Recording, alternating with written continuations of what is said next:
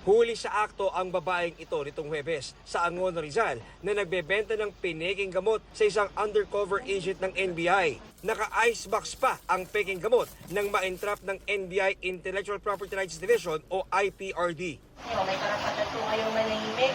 Mismo ang manufacturer ng gamot laban sa cancer ang dumulog sa NBI.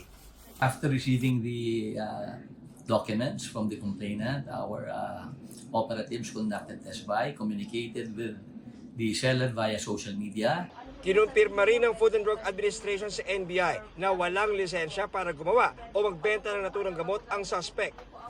Ayon sa NBI IPRD, ang presyo ng genuine tabletas na ginagamit laban sa cancer ay nagkakahalaga ng mahigit 200,000 piso kada tabletas.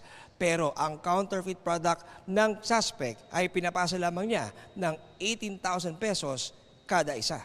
Ang kaso po na kinakaharap niya ay ang violation of the Consumer Act of the Philippines as amended by the Food and Drug Act of 2009.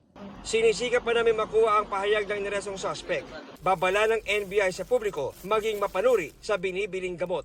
If the price of the item being sold is masyadong malaki ang discrepancy from the actual price of the medicine when you buy it from a legitimate source, isa na pong red flag yan. Nauna na nagpaalala ang FDA na huwag bumili ng mga hindi otorisadong produktong ibinebenta sa unofficial channels dahil hindi dumaan sa wastong pag-asuri ng FDA o ng marketing authorization holder para masigurong sumusunod ito sa mga pamantayan ng kalidad at kaligtasan. Sabi pa ng FDA, maaaring may mga sangkap itong magdulot ng panganib sa kalusugan.